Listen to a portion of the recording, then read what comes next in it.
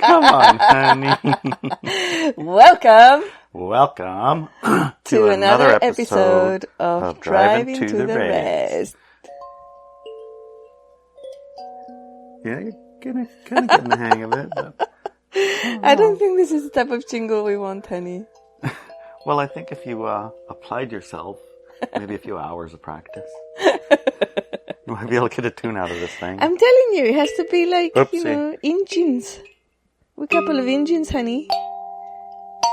This is just not going to work for us. There you go.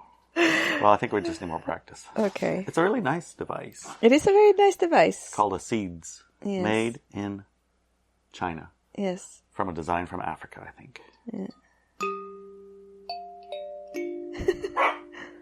Okay, Anyways, what were we talking about today? Well, there's a lot of things maneuvering around in the world. Oh my goodness, yes. Yes. So we should probably talk about the moon.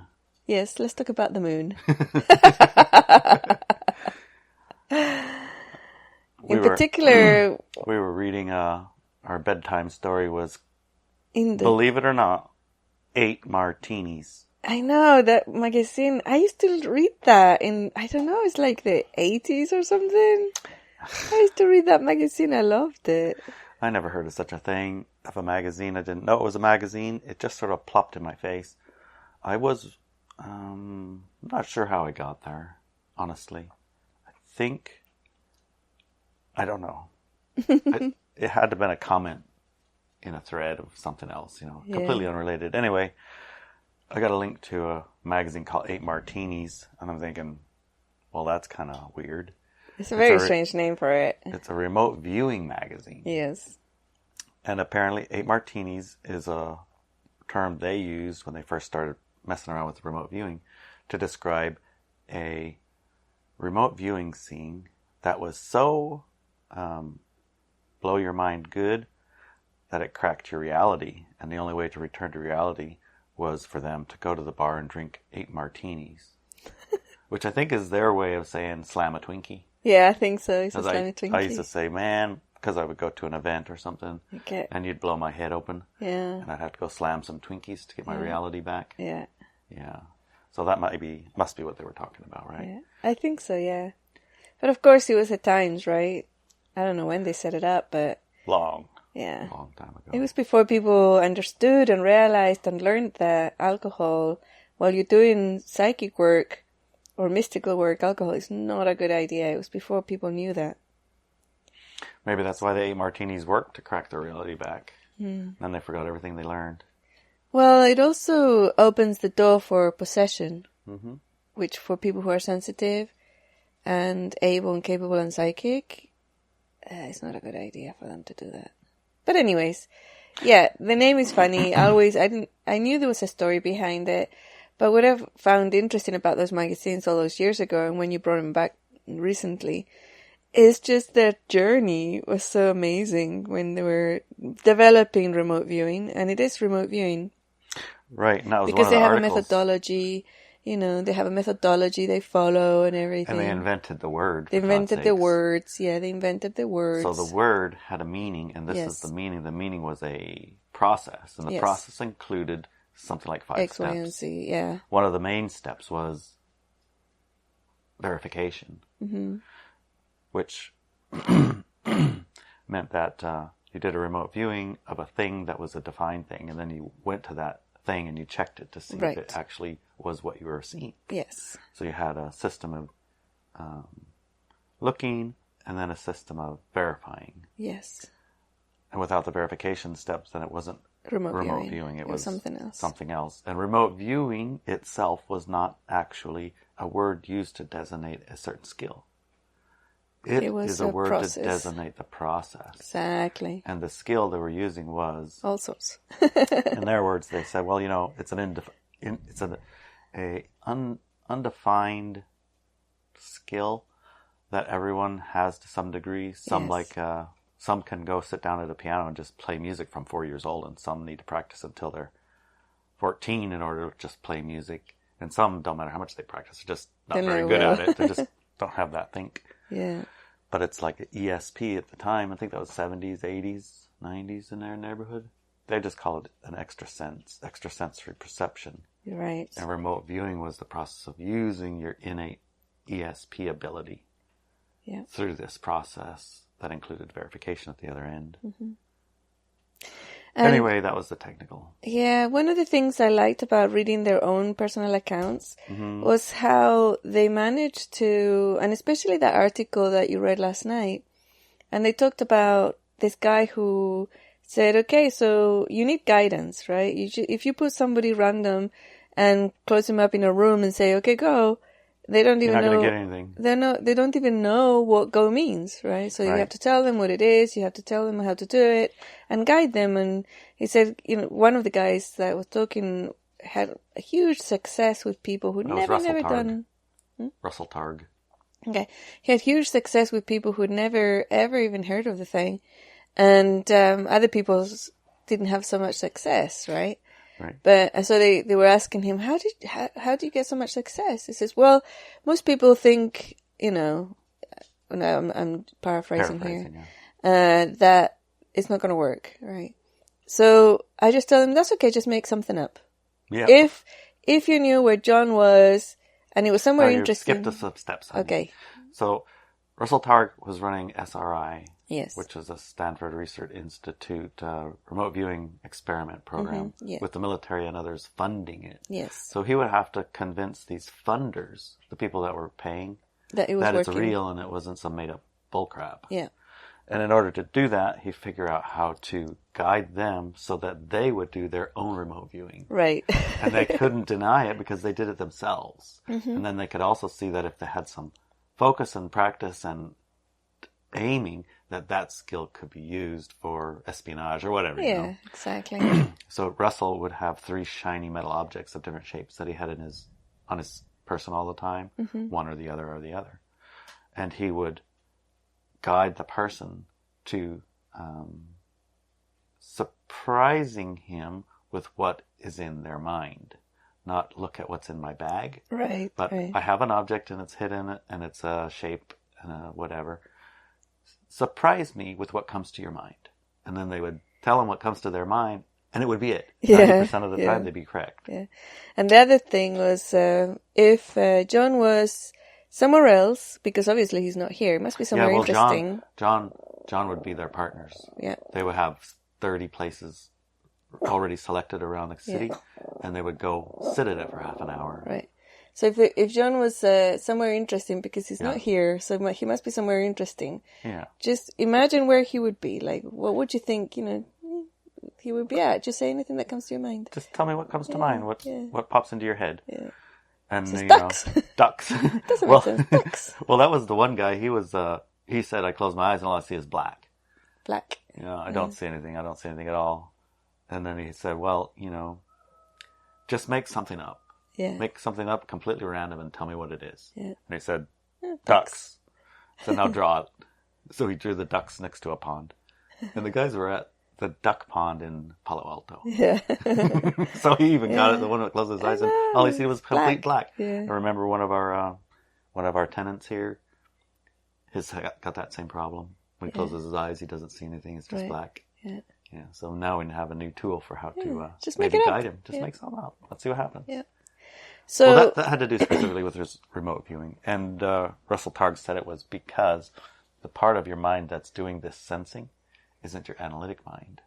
And your analytic mind is the mind that you usually are accessing when you're trying to develop a new skill of some kind, I guess. Like, go over here and look at this and tell me what you see. Mm-hmm. That's analytical. Yeah. And the other one is, surprise me with what comes to your mind just randomly. Yeah. That's the other part of your mind.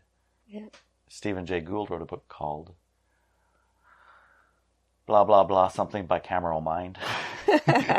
And it was his speculation on the biology of our brains connecting the two sides. Because bicameral mind is the left side and the right side, and there's a connection between the two. And his speculation, I don't know if it's current or not, but his speculation at the time was that the left brain and the right brain were talking to each other, but they weren't connected. And so the dreams that the left side of the brain would have would be experienced by the right side of the brain as like the gods were speaking, or hallucinations or something. That would be like a living or a waking dream. And at some point, some kind of drugs, mushrooms, or like the amanitas or the peyotes or any of that, all of those brain stretching, what would you call them, plants, created the connection so that they became like we have our head now, you know, or it's not like two separate brains, it's one brain, but you can access either side. Something, but I can't remember. That's quite interesting. Right, and so with Russell Targy was saying you access that artistic side of your brain to remote sense or ESP, or remember they had like 5 different words they were trying on, not Russell, but I think it was Ingo, trying on for how to what to call remote viewing. Consciousness explore. I can't remember, but they were such funny words. They were. Anyway, what were you going to say? I was going to say that, well, a couple of things. I really liked his analytical breaks and fear breaks and confusion breaks. I'm going to take a confusion break right now. I need a confusion break. Okay, break. Yeah, while he's doing his sensing. Yeah. While he would be doing his remote viewing, they had a viewer and a guide. Well, they had a specific word for each one. Anyway, the guide would help record stuff or lead things or whatever. And the viewer, he's going along, and it was like every 5 minutes, break, I need a break, I'm getting confused, confusion break. And then they go across the street, get some coffee, and come back, and they reset. Yeah, that was like, so much fun. Tired break. Tired break, yeah. Sleepy break. I have an itchy nose break. And all kinds of breaks. They kept coming up with different names for the breaks. Yeah. And then, hey, how come my coffee's not full break? Yeah, so I found that to be interesting because it's very tuned in and very, the person's very in touch with falling into analytical or cultural construct break or whatever, you know? And then reset, start again. Yeah. I thought that was interesting. And I thought what they saw in the moon was interesting too. When I tapped into it, I got some data too. But also, one of the things that started coming up for me when they were saying, just to make it up, right? Imagine it. Often when I would teach people, and in a lot of the classes that I have on ineliabenz.com, when we do these type of exercises of expanding our awareness, people would say, oh, you know, I tried to do that exercise, but, you know, I can't visualize anything. And anyways, what if I'm making it all up? Yeah, right? I hear that all the time. All the time. What if I'm making it all up? Yeah, I kind of look and see, go backwards, and I see a previous lifetime. But what if it's all made up? Or what if it's my fancy imagination or my ego making up that I'm such and such an important person or whatever, right? And then what I would answer then is, it doesn't matter. It doesn't matter. Because what came into your mind, it's data, it's information. And if you interpreted it to be, I was this really important person that I know about, let's say you were Karl Marx or, you know, Hitler, or I'm choosing all these for purpose, right? Because most people don't want to be those. Yeah, they don't want to, my past life I was Hitler. No, they usually say... Not very often. No, it's the other one, whoever was fighting with Hitler. Alexander the Great and Churchill and whatever, you know. Anyways, but going back away from politics this moment, okay. They would say, I was Einstein, or whatever it was, right? Or Tesla, it's a very popular one. And then, what if I'm making it all up, you know? How do I know if this is true? A couple of things. Did it have a strong emotional response in yourself? Yes, no. If it's a no, then probably it's a representation of the energy that person represents for us culturally. And that's the energy you're carrying through, right, with you. We're bringing forward and you have to look at. So it's still important. Was that person the real whatevers or not? Well, there's other tests you can do, but this is not really like we don't have time to go through that. But to me, for example, there was an energy field. I was talking to this person, and there was an energy field about them, and all of their issues in life, everything from work, relationships with their spouse, relationship with their parents and their siblings at work, their own inner relationship with their own body and their mind, and everything was, they had this core energy that went throughout everything, right? Mm-hmm. And then a couple of things that I knew that certain people who had had a certain experience in the past, and there was like hints about that experience, had those energies, right? So I mentioned that incident in the past to see, okay, I'm going to tell you a story. Tell me if you have any type of insight or emotional response. And I told the story or part of it, and in that case, the person said, yes. Oh, they got really emotional. I said, I relate to this person, right? Mm-hmm. This person is what I relate with. I have this energy, and it was the exact energy they were carrying today, right? Another person had zero emotional response. No, nothing. It's like, it's an interesting story, but nothing, right? So you knew that person didn't carry those frequencies or those patterns. Now, was this person really the one that they had identified with in the story? Maybe. Not necessarily so, but maybe. What's important is that they were carrying those energies forward many times in lifetime after lifetime, especially this one, right? So whether it's an imagination, whether it's you relate to Cleopatra or Alexander the Great or Hitler or whatever's, right? Or Jesus Christ or Magdalene or any of these cultural, like very well-known characters, and you think you're them, you may or may not have been. But what's important is what you're bringing in is not just your imagination. You interpret it, right? But what's important is the data, the information. You're carrying in these energies, that's what's important. Whether you were that person or not important. Do you see? Well, I kind of do, but you're kind of confused because you kept changing from one person to another person. I don't know who you're talking to about.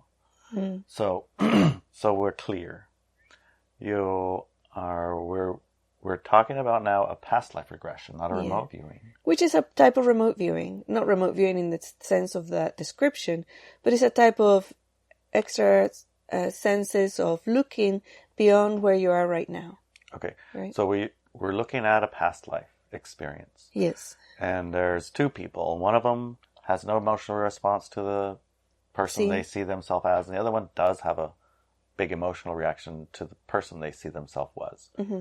And the likelihood is that the one that has a strong emotional connection could possibly be an actual remembrance. Yes. The one who doesn't probably isn't an actual remembrance, but the energy that's represented by that is the energy that they're here to embody to some degree. Yeah.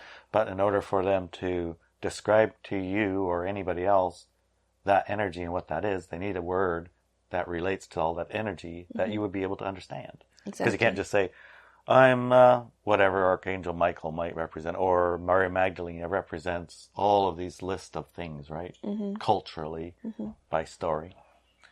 Instead of saying all those things, you just say Mary Magdalene. Right. And then you know what it is. Right. It's just a way of communicating. Exactly, yeah. With emotional body is a tell. The emotional body has a tell about truth. Is that how it works or what? Yeah, so much more like connection. The emotional body has a sense of connection. So if you tell a story that happened, let's say 2,000 years ago to a person, and they don't relate to any of the characters and they don't have an emotional connection to it, it's very likely that you're not in the right path, that person wasn't even there, they don't carry any of those energies, and it's all, no, that's not the right connection for them, right, if you're guiding them. Now, if you tell the story to another person and they kind of burst out crying, or they have a really strong emotional, physical body reaction, emotional reaction, mental reaction, and they said, yeah, I was that person, one of the characters in the story, and I was that person, it's very likely that they carry the energy that's represented by that person in that story to this day. Mm-hmm. Whether they were that person or not, we can't really prove well, one way or another. How can we one way or another? I've seen plenty of examples where people have proven it. Then, well, not in that session you can't prove it, but yeah, the person can do some more research, can go to the places and see if any of the data is actual and not something they would have picked up in this lifetime. Right. Verification of what they saw. Exactly. Yeah. Either in a physical place or written somewhere or whatever. Yeah, you can go back and verify. There's an entire department of the University of Virginia, I think, isn't it? Collecting past life remembrances and then collecting proofs of it. Yeah, yeah. Thousands and thousands and thousands of cases. And that is also very related to how they use remote viewing in the sense of that process. Where they want verifications of the seeings in order to set together this process of, it worked, it got verified, it worked, it got verified. This one is impossible to verify, but there's a pretty good chance it's real because the other ones are real and we use the same system. Maybe that's part of their idea. Maybe. Because, I mean, they were looking at aliens on the moon, for example. And let's go back to the moon. how are you going to verify the aliens are on the moon that you're talking to in their astral body, for example? Yeah. It's like, that's going to be a bit of a challenge to come up with some verifications. Right. But, long story short, Ingo Swann wrote a book called Penetration. Mm-hmm. I read it. You told me that's a really good book. I should read it. I read it and I was reading through it, and well, he as a remote viewer has a great deal of credibility. Yes. Because he's been there and been doing it and recording, he said 1,000,000 times or more. I can't believe 1,000,000 times, but a lot of times. A lot of times, yeah. 40 years of doing this process. A lot of practice. Almost practically, well, basically every day for his almost entire life. Mm-hmm. Multiple remote viewings each day kind of a thing. Anyway, yeah, he did a lot of times, and his accuracy was quite well because, in their words, what the thing was is it wasn't so much that people had a hard time seeing things, it was that people had a hard time not polluting what they're seeing with their analytical mind. Yeah. So they would jump from a seeing into an interpretation of, or a story that attaches to that seeing that isn't a seeing anymore. It's an analytical brain story attached to a seeing. Yeah. So the key for them was to keep it clean and unpolluted with analytic overlays. Yeah. Yeah. Yeah. So when he went and did his remote viewings to the moons, several seeings, he was taking all these analytic overview, these breaks. Analytical breaks. Analytical breaks, right. Analytical overlay breaks, so he'd stop his seeing when he would feel that he was moving into an analytical overlay. Yeah. And then start over, and then start over, and start over. It's very, very tedious to read this account, because right when you start getting into the interesting stuff, break, I need a break, confusion break, analytic break, I gotta stop. Like, come on, man, keep going, you were almost there. Yeah. Yeah, but taken as a whole, each trip was a little different, but related to the trip before, so it felt like it was a continuous time stream of events. It wasn't like the first time they went, they saw this, and the second time they went, they didn't see anything that they saw the first time, or meet anyone that they met the first time. They could go meet those people. Remember, he got kicked off the moon. Yeah, most people are. And remember, he went with one of his highfalutin deep state, probably, maybe not, I don't know, employers. Flew him all the way up to what he thinks maybe is Alaska, or it could have been Canada, but up there, and then they saw a UFO come down and suck the water out of the lake. Yeah. It freaked the heck out of him. Yeah, yeah. He was quite scared of everything. That was one of the things that I thought was worth asking you about, which was, is there really anything to be afraid of if you're remote viewing? Is there anything going to get you? No. No, there isn't. And unless you believe it will, then it will. Or you drink 8 martinis. That probably will. Yes, then it will. Yeah, so there's things that you need to do in order to make sure that you're not hijacked in any way. And one of them is process your fear, because if you go in somewhere with the fear energy, you're already vulnerable. You're already telling everybody around you, you can get me, right? Because otherwise you wouldn't be afraid. So you process your fear first. And then your world just explodes with information, right? You can access so many places. Now, there are some places that are locked up at a astral level, at a psychic level. There are ways to do that. And I've talked about this before, right? If the person owns the place, they can lock it up and nobody can come in or out, period. Or they have any type of claim, or they're very powerful at a mystical level and they're using ley lines or whatever's of the location. They can lock up a place and you can't get in, right? And the moon is one of those places. It's locked up. It's very hard to get in. And, but there are places in the moon that you can sneak in. So I can talk about how that is locked up. You know, we talked about what his scenes where he saw aliens in the moon. And he had names for them and a history for them, and they were all female or something, you know, which is you got that a bit confused. Oh, I did. Yeah, what happened was, the first time they went to the moon, they met somebody, and that somebody had a metal plate in their head of some kind, and he got ejected from the moon. And the next time he wanted to go back, he wanted to meet that guy again and talk to him and see why or how or whatever. But he was talking about some female... Doma, I know. Yeah. The Doma is a different thing entirely. Okay. That's a whole... the story he had. A whole different construct of beings and everything from an entirely different person. Oh, I thought you were still talking about him. That whole story I told you about the Doma was a different I thought it was him. A different guy's channeled information. And he was taking the Doma stuff because he was talking to that guy that got all the Doma stuff. And he was talking about the Doma stuff then. No, Ingo was talking to the guy who had the Doma stuff. Oh, and the Doma guy said he had permission to go back to the moon and a guide. Okay. And so he used that as I guess, permission in his own mind to go back to the moon and look again, because he had permission from the Doma. Oh. And they were going to have a guide there for him. Okay. And the Doma are the daughters of Ma, right? Yeah. And they're 30,000 year migration from their place that's blowing up, and they're Anunnakis, and a whole big, huge story about it. Yeah. There's a giant narrative. Yeah. And they were bringing in information multiple times throughout the maturation of humans to expand their awareness, consciousness and awareness from the animal to the next, to the next, to the next. So the Doma would bring in what they called, I don't remember what the word was they called it, but Jesuses. There was the Jesus from Nazarene, there was another Jesus, like 4 Jesuses, and a Buddha, and a Muhammad, and a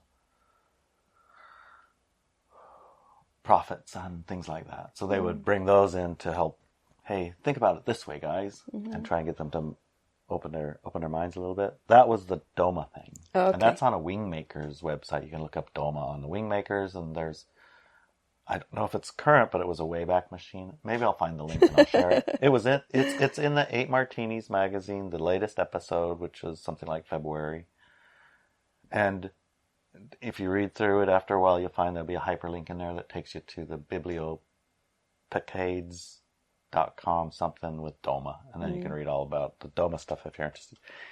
Ingo didn't meet the Domas or talk to the Domas, but he was told that he had the Domas' permission to go to the moon, and there would be a guide there for him. Yeah. And so he, in the first back, went to go find where the heck's this guide, and I want to meet him, and they didn't know where on the moon to go to meet their guide, so they just picked what seemed like the most likely. The most active spot in psychic research, some crater, and they went to that crater. And when they got there, there was no guide. And there was a person, a human, but it wasn't an Earth human. And there was like 100 or 50 or something sleeping clone-like humans that were resting because it was a certain time of the year or something that they rest. Oh, it's because that time of the year, that time of the month, the moon was very, very hot. And so everybody there would be asleep, resting. And then when the moon got cool, it'd turn or whatever, then they would come out and do their job. And they were thinkers and they would do all kinds of weird stuff, you know? It's like, holy cow. Yeah. So he met the caretaker for all the sleeping guys. Yeah. And she told him, I don't know who you are. What do you want? And he said, oh, confusion break. And then you asked inside, what do we want anyway? Like, have you guys thought about this? We're going to the moon, but you don't know what you want? Yeah.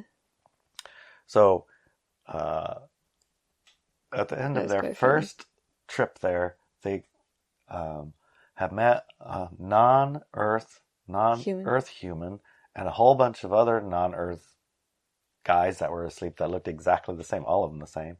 And they said, well, what we want to do is talk to one of those guys that's asleep. Yeah. Can you wake him up? She's like, I can't wake him up. It's not time to wake him up. Is there anyone that are awake? And all those things. Can I meet my guide? She's like, who's your guide? I don't know who you're talking about, guide. I'm here for the Doma. And she's like, okay, just wait. Remember telling him to wait? He's like, wait. Oh, man. So he spent a whole bunch of their remote viewing time sitting there waiting for the person on the other end at the moon to come back and tell him something. Like, man, we got to wait over and over again. Yeah. And then, it was quite funny. And eventually, right, at the end of their first seeing, they got out of it and they decided that they probably better come up with a better structure for what they actually want. Yes.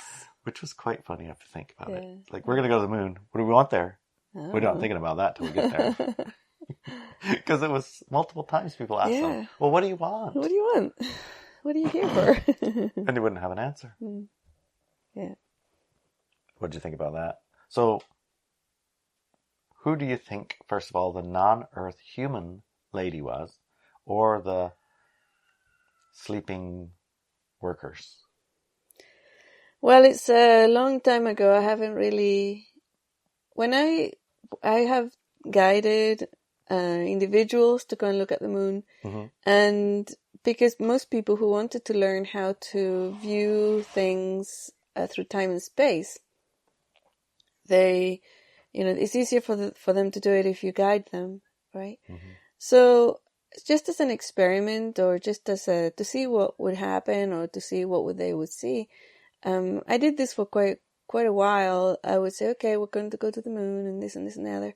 So it's like a guided meditation. And when the person got there, I started noticing patterns, right? And because I would go with them, I would see what they were seeing. And I could see that there's a mystical tool that is called the Hall of Mirrors, right?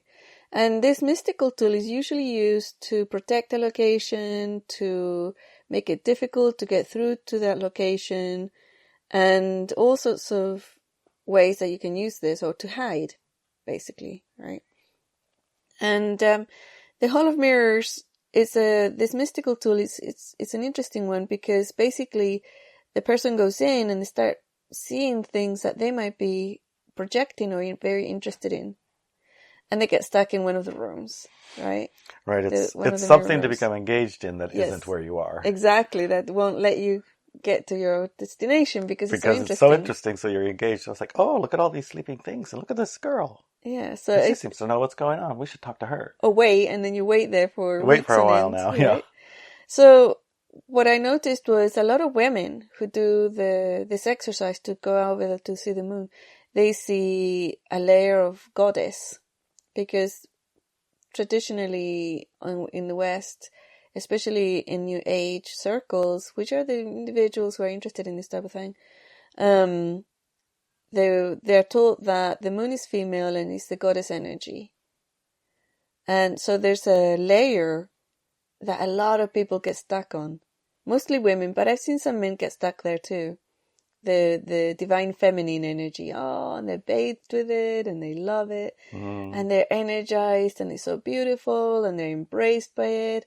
And I'm looking at thinking, okay, this is just a layer, right? Just, okay, you're done with the layer now. Go through it further, right? Get closer to the moon, and they go, whoa!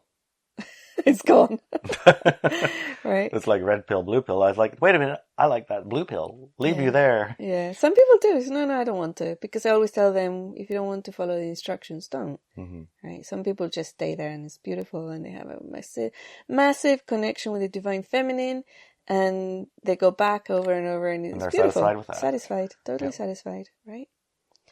And other people see other things, and eventually what I found is that when you actually get to the moon, there's a lot of things that are very interesting about it. And, if you do it, you have to question yourself and you can use a truthing exercise. Like you find it at ineliabenz.com, Truth and Lies, and Truthing. And really test where you arrive. Is this accurate? Is this a true reflection of what is physically here? Is this a true reflection of what is astrally here? Is this a created illusion?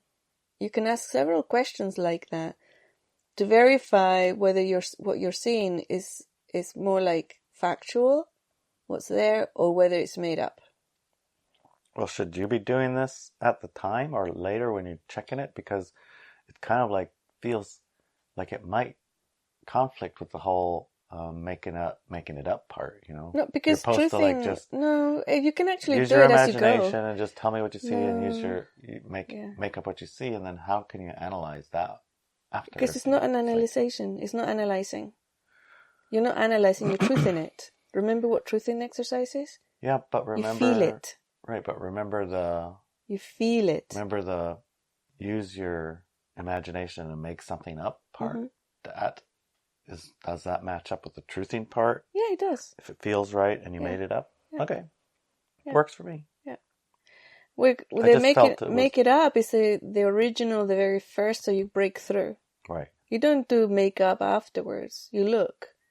Well, it's important to know. Yeah, it's to break through when you don't believe anything you see, and it doesn't matter. Right? It doesn't matter because it's the energies or the frequencies or the feelings that you get that are important. Some of those feelings are important because it means that you're being hijacked and you're full of fear. And that's important because then you have to stop and process your fear.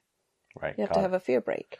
Right? So I'll just to be clear, the make it up part is to get started. Yes. Once you've gotten started, then you don't make up stuff anymore, but you access the line that you were hooked into. Yeah. The line of where your sensing comes from. Yeah.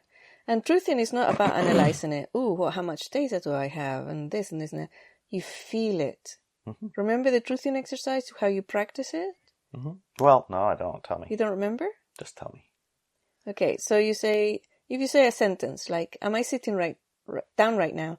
And am I sitting down right now? Yeah, and then you feel that, might be true, might be not true, I don't know. Wait, is my physical body sitting down right now?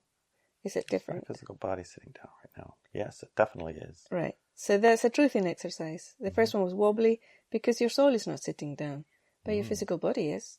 Okay. And if you say things like, my name is... my name is... Larry. I was going to say Brett. Okay. Your name is Brett. My name is Brett. How does that feel? Oh, well, it's not true. Right. Now say my name is Larry. My name is Larry. Closer. Okay, so my given name that my name that I'm using this lifetime given by my parents is Lawrence. Sure. Yeah, see? That's it. And it's feeling, it's not analyzing. Do you see? It's a feeling. You follow the feeling, the energy line. Right, I see. But it's important to explain and describe it. Well, I have a course, and it goes way deeper into how to do it. I understand. Don't get mad at me. Well, I lose patience because people want me to tell the same thing 10,000 times. And so I say, okay, here's a course. You can listen to it 10,000 times. Don't ask me to repeat it 10,000 times. This is the skill. This is how to develop it, use it. And it's not about analytical things at all. It's the opposite of that. So when you're doing that, say right now, if you're looking at the moon and you're getting closer to the moon and you see something, right? You see something. You can very quickly, as you see it, feel, is this accurate or inaccurate? My interpretation of this scene, is it accurate or inaccurate? And then you'll get an answer. You'll get yeah, we're on the right path. Or you'll get, no, there's something weird about it. It doesn't quite feel right. So you break through it. Mm-hmm. And you break through it could be you just fly through what you're seeing and see what's behind it. And then you see what's behind it and do the same thing. And I can tell you the moon has lots and lots of layers. Mm. And a lot of people get stuck in different ones. One of the layers Ingo was in was they were told to go to the library, remember? Yeah. Just when they get to the moon, say, I want to go to the library, and go to the library. They had 3 words that came with the library, but they settled on one of the words. Take it to the library database, or the library whatever. And they ended up with a crater-sized spaceship half buried in the moon, and they couldn't figure out how to get in, so they just asked it a question, and then it gave them the answer, so whatever they were asking. But then they didn't have any more questions. It's like they were just so excited to have been there, got there, found a spaceship stuck on the moon that answers the questions. Yeah. Was that a layer, you think? I don't know. I think that it could have been. I don't know. I don't see it. So it could have been a layer that you get stuck. And one of the interesting aspects of it too is that you assume that if there's something on the moon, it knows better than you. It has more answers than you have. So it also very much depends on what the questions were. Why are you on the moon, for example? Yeah. Why are there people here? What are they doing here? Those are the kind of questions they were asking. Okay. And what answers did they get? Those were the questions they wanted to ask, but they were too excited that the thing was answering questions, so they had to take a break. So we don't know what they didn't make it back. Oh, no. Or if they did, it isn't recorded. Yeah. Or it is recorded, but it isn't published yet. Yeah. So remember, he's dead. Yeah. And his papers are available at the University of Georgia to researchers somehow. Yeah. And this magazine was using archived data from that file, or that from his papers at the University of Georgia. And he was pulling out scenes that hadn't been published in any book, obviously. Mm-hmm. Or shared publicly, but they were in there. So maybe there's more after, and he'll get to them. Yeah. We don't know what the answer is. We never really got a satisfying answer to any question from any of the remote viewing. Yeah. Just more labyrinths. Yeah. And then they would get so excited or so confused or so whatever, they need a break. Yeah. And then would never seem to get back to where we were going. So it feels to me like they were in many layers of the Hall of Mirrors. Hall of Mirrors. To get stuck somewhere and you get stuck there. They'd get to where it was just, oh my God, this is the most amazing thing. They were so excited. And that would stop them and they would leave. Excitement break. Yeah, they'd have to go have a coffee or 8 martinis and get their brain back together. Yeah. So the moon is interesting in itself. Mm-hmm. The experience that I had, I went through several layers and I started learning about the layers and the Hall of Mirrors. I've seen the Hall of Mirrors in other mystical work, but not to such a large construct of one. I thought that one was amazing. So many layers of it. Eventually, I found I got to what I felt. It felt like I was in a physical place on the moon. And when I got there, there was a person behind a desk. Mm-hmm. And it was an alien person. Mm-hmm. And I looked at her as a female. And I looked at her and she looked at me and she said, what is your business here? And I said, well, I'm I'm distance viewing what's here. I'm interested in what's here. Do you have permission to be here? Yep. I've given myself permission to be here. And she looks at me and smiles and says, I know what you're doing, she said. But no, we have claim on this place, on this particular area of the moon. We have claim on it, and you're not allowed here, so leave. And I was ejected, right? Mm-hmm. And so, buggers, it's like, dang. And I tried to get back to that location, and it was locked. It was blocked. And I said, dang it. So, okay, so she did mention location in the moon. They have claim on that area of the moon. So I'm just going to fly around and go somewhere else. And I did. And I flew around and I got somewhere else. And there was an entryway that was a kind of abandoned. So I went in there and I flew in Because when you're astral traveling or viewing remotely, you can, or viewing, I don't want to use the word remote viewing because it's a method, right? Right, but we can just use it as, it can mean whatever you decide it's going to mean. Remote viewing means what we think it means, which is we're looking from... Perception from a distance. Distance perception. Yeah. Remote viewing, so it's moving through, my viewpoint was moving through, and I went in, and the moon was a giant ship. Giant, huge ship.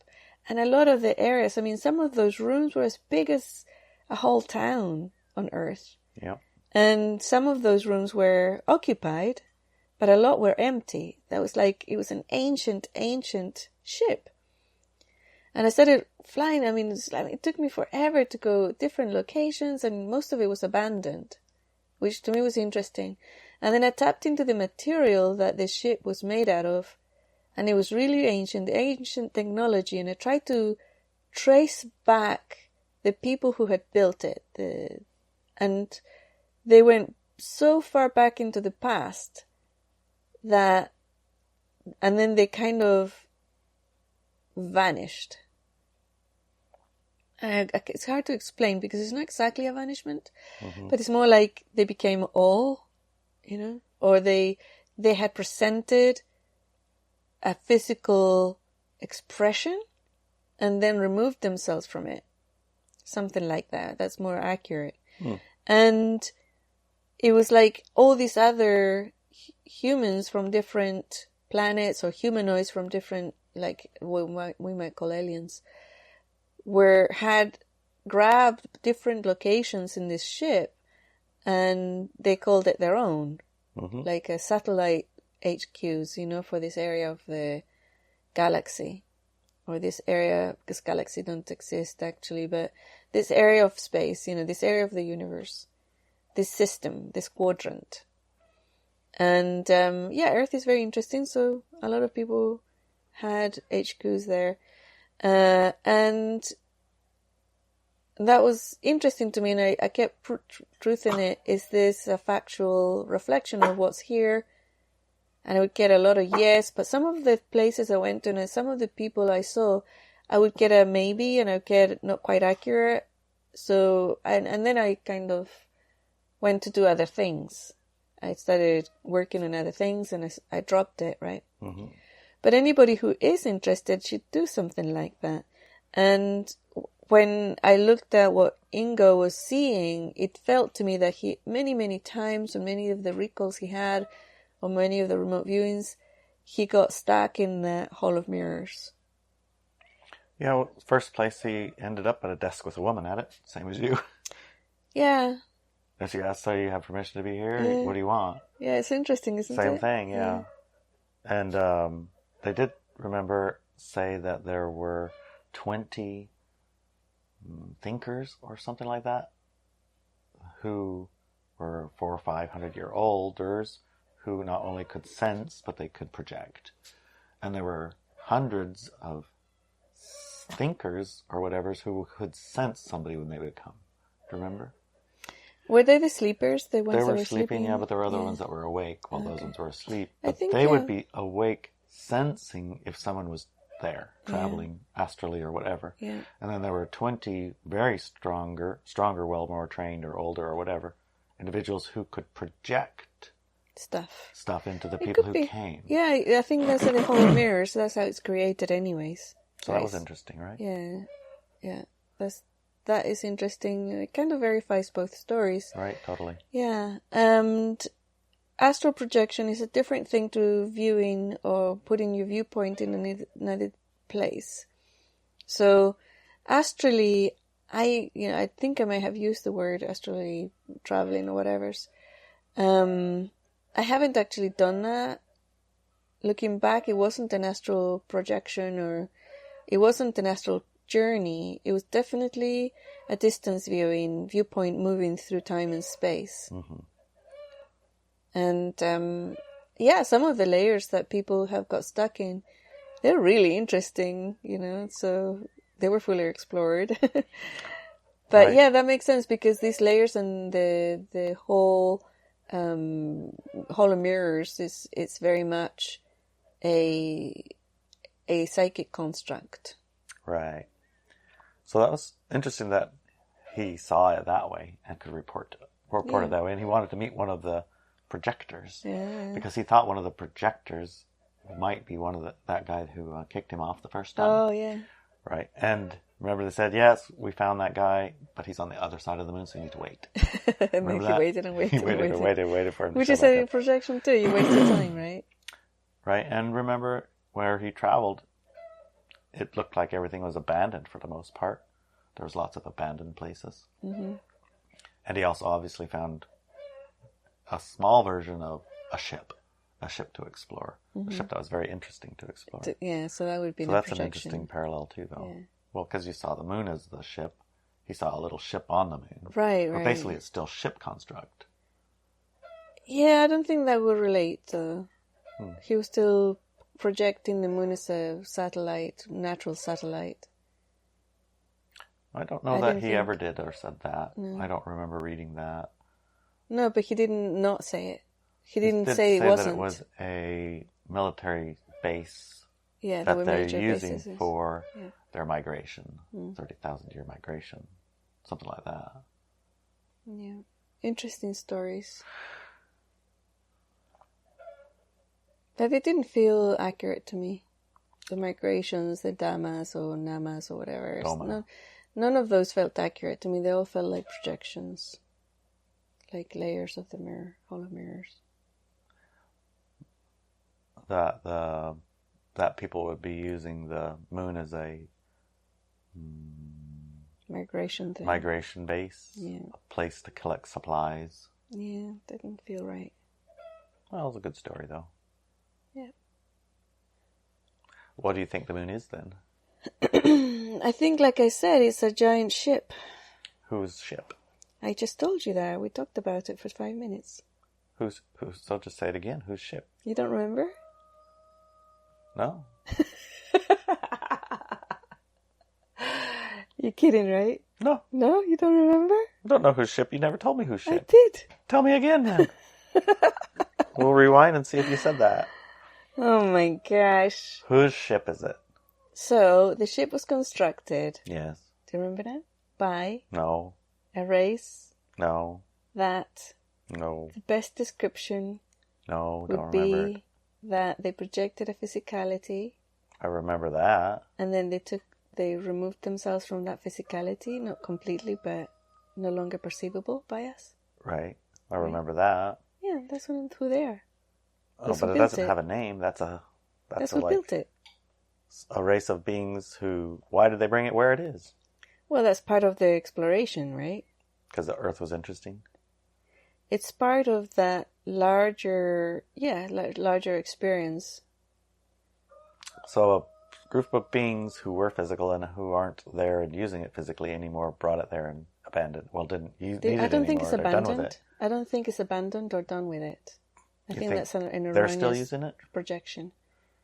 They're still using it, the ones that aren't physical anymore? So if you have, let's say you have an aquarium. Have you ever had an aquarium? A couple times. Yeah. Did you buy anything for the aquarium so that the fish would kind of come in and look? Mm-hmm. And play in? Mm-hmm. Lots of times. Yeah. It's a little bit like that, but also a place from which they can look themselves and see what's happening here without being present. So it's something like a focus point from a being who's no longer physical and the etherical, wherever that they exist or existing in. This is a way to tap into the physical place and time and space. That's close, like a camera. Like a waypoint. Yeah. More like a camera. Like a camera to tap into. Yeah, a camera with to get a feed. Sound and get a feed. And keep an eye on things. Make sure that it goes the way they're projecting or they want it. So why do you think all of the giant, like China and India and US and Russia and whatever, all of them are in a race to go back to the moon all of a sudden? Or go to the moon? They can't go back because they never went there. Well, why are they all going to the moon at the same time and going to Mars at the same time now? Why is everybody all of a sudden, we got to go to the moon? Got to set up a base? They don't. They can't. They haven't been there. They get Why ejected. are they talking about it? Right now? Yeah. I don't know. I have to look at it because I didn't know they were talking about it. Oh, yeah. They all want to go back to the moon. Mm. And some of them want to skip the moon and just go to Mars. Okay. And some of the people I listen to they just say they're going to the moon for a while, and then when you get tired of hearing about the moon, they say they're going to go to Mars for a while, and they talk about that for a while, and when you get tired of that, then they go back to the moon for a while to distract you from the fact that they didn't go anywhere. Right. That's what they do. Yeah, that feels accurate to me. Oh. It's a job of distraction. How about the Chinese satellite taking pictures of the American car? Just a minute. Think about it for a minute, guys. Can't go to the moon. Can't take people to the moon. But in 1967, we could bring our car to the moon and drive around. An electric car, no less, which, now we have Teslas, but, come on. What do? We think of the weight and everything else, and the size of the rockets and things like that. It's just all you can do to take a grapefruit up into low Earth orbit, and now we're going to go to the moon with a car. And don't forget... And come back. Yeah. And drive around. Right. I mean, come on. Yeah. It does stretch it a little bit, right? It is. It feels a little bit like the 9/11 story. Yes. Come on, guys. It's stretching a little bit. Yes. Or the weapons of mass destruction in Iraq, or the, Gulf of Tonkin shooting up their ship thing. It might have been ourselves shooting at nothing. We don't know, but at the time it seemed serious, so that's why we had to have a war. Yeah. It feels like it might be some made-up stuff happening. Yes. But it's a good idea. Take your car to the moon and drive around. I mean... That's going to get you distracted for decades, right? That sounds a great idea. Yeah. Anyway, so what do you think about that? The Chinese satellite, I think, taking pictures of the American truck on the moon. Or car, or whatever it is. I don't know. I didn't never heard of this before. What are you talking about? Can you explain? Well, I think it was... if you look at the NASA stuff or any of the moon stuff, I think it was the Chinese sent a probe to the moon to circle it, take pictures, and they sent back pictures of the landing sites that were there by the U.S., Mm-hmm. Didn't ever hear about any of that? Never heard of it, no. All right, well, I guess I can look it up again. Yeah. I'll just show you. Okay. You can talk about it maybe in the second hour. Yeah. What's really going on with this moon stuff and cars on the moon and rockets to the moon and all the countries going to the moon. Yeah. And making up these stories and narratives about, like yesterday I was taking the drum off of Morgan's boat, right? Uh-huh.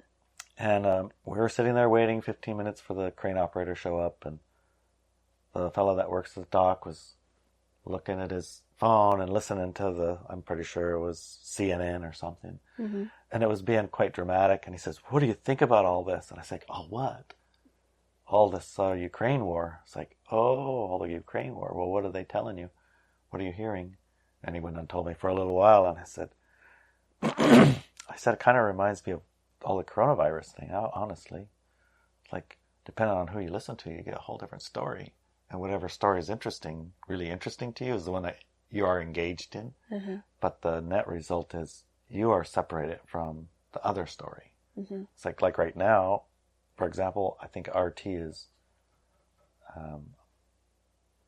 what's the word? Here we can't get it. Can't get to it. It's like banned or something, or censored, or turned off, or DDS attacked, so it doesn't work. What's RT? Russian television. Oh.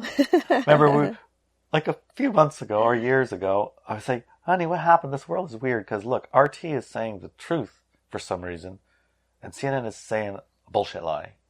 I mean, it's obvious that RT one is right. Yeah, it's supposed to be the other way around. It's supposed to be the other way around, right? It's like, why is it flip-flopped? I mean, I don't get it. I thought our Russians were liars and all that. But look, RT's telling the truth about this and CNN is lying. Of course, when I say that they're telling the truth about it, it was, to me, the more interesting narrative. Right, exactly. The one that's like you read on... so now you can hear it? False News. No, yeah, it's like off... Oh, it's being off-air, blocked? banned, blocked, sort of like Russian oil, and Russians can't buy gold and silver, and Russians can't use money, and they can't go SWIFT, and whatever, the whole story. Well, I said, if you were watching, because I saw a screenshot of what the Russian TV homepage looked like right at that moment, and it was such a different narrative, right? It is an incompatible narrative with the one that CNN and all of them were saying. Absolutely incompatible. They're completely and utterly opposite. Wow. But one of them is really interesting too, a nationalist, patriotic American, whatever. And one of them is obviously, clearly supportive of the other nationalistic Russian, whatever. Yeah. And both of them, and both sides, the other side's right. Yeah. And on both sides, they're completely engaged with a large group of people. But those two groups of people are separate and unable to tap into the other source. Yeah. Mainstreamily. Yeah, so you shrink your awareness, if you right? know how, you can find both narratives. Right. And when you look at both narratives, you see they're saying the opposite thing about the same thing. Yeah. Very engaging for either side. But they're both separating both sides. They're creating a separation. A separation. Right. Doesn't mean one's right or the other's right. They're both creating the same thing. It's a separation of people. Exactly, yeah. Us against them. Yes. Not by doing good things to each other either. No. But not necessarily actually, factually fighting each other. Right. Maybe working together to create the same separation. Yeah. Plus, who fights each other is the plebs, right? The working classes or the middle classes. That's the ones that fight each other and kill each other. How do you get somebody... The bosses never do. Bosses are, never. How do you get somebody from here, way out Ucha, to jump on a plane and fly 12 hours and go shoot somebody? Exactly. It takes a lot of work. Yes. Yeah. Anyway, by the end of our little chat, he was looking at his phone and he'd shut it off and stopped listening and said, well, who's telling them what to do? That's what I want to know. Who's telling Biden what to do and who's telling Putin what to do? I said, yeah. Exactly. That's an interesting question. And that's an interesting question. That's a question we'd like to hear the answer to. But, you would end up with a name of somebody who you have no way of, finding anything on because they're not going to be obvious, right? I have another interesting question. All right. Who's telling our audience, our high frequency awakened audience, what to do? And are they doing it? Well, Gaia is, and they better be. Shall we do a card to see what Gaia is telling us to do? Okay. All right. I think that's a good plan. Okay. Oh, look, I have my cards right here. Yay! Grab the cards. Here's the cards. Do you want to do it, honey? Oh, I'd like you to do it. Okay. I'm going to shuffle the cards. Okay. Make sure that our things are on. Yeah. It's on. How about yours? Oh no, you're going to knock on people's ears. Well, a little tap tap to wake them up. You think they fell asleep? No, we're way too interesting. Oh, okay. All right, we're going to ask, what was the question again? Who is telling the high frequency audience what to do, and are they doing it? I thought you said Gaia was. I did say Gaia was, and they better be. Okay, so do you think Gaia is going to tell us what to do? Are we asking Gaia what shall we do? We go from here's guidance to just do this. Yeah, just do this. So give us a just do this card. Just do this, man. Just do this for a little. Just do this. Just do this, Gaia. You're the high frequency collective on the Gaia, creating the high frequency paradigm on the Gaia. So just do this. Just do this. This is what we're asking Gaia. Okay. Let's just do this. Let's do this. I'm shuffling. Okay, I got it. You gotta just do this? I gotta just do this. It's brilliant. I love this card. The Keeper of Boons. Oh, yeah. I like that card too. Yeah. Oh no, where's your glasses? Where's your glasses? Because they look much funnier on me. Yeah, I don't know. Hold on. That's okay. I think I can probably read it without it. Yeah, brilliant. Okay, let's do it. I'll just hold it over here. The Keeper of Boons. When you look at this card, what do you see, honey? Describe it for the guys and the girls who are listening. The High Frequency Collective. I see a high frequency card. And I see somebody, a man, in this case, who is happy, able, capable, has mystical tools, has good allies, good counsel, guidance. It's in a and he's in a cave, it looks like, or inside a tree, maybe. And inside this tree is full of light and beautiful crystals. Okay, well, the Keeper of Boons. While the Keeper of Challenges, he wants you to solve your own problem. The Keeper of Boons will solve it with you. Good allies. Or more likely, for you. This wizard's magical energy is protective, gathering, sheltering. He will rescue you from the scary forest, feed you, tuck you in, kiss you goodnight, and see you on your way in the morning, all calmly and with a sense of humor. He's also a master of crystal lore and all manner of earthly treasures. He puts those to good use, making magical tools and jewels attuned to the user's needs. Wow. Seek him out when you need some fatherly support.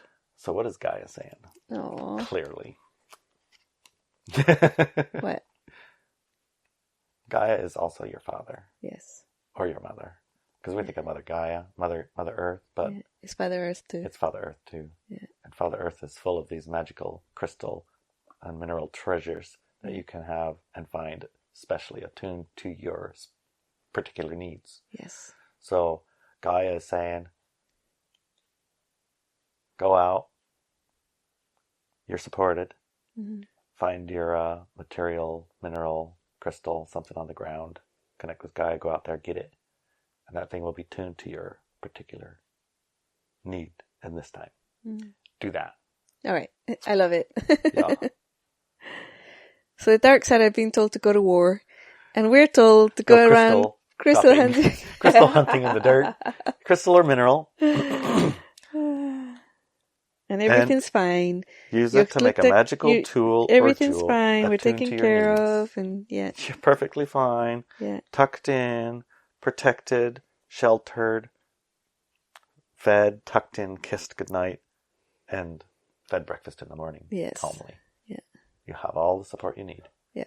Go out, go find a crystal in the dirt. You're good. Make a magical tool. It'll be attuned to your particular needs. I love it. That's perfect.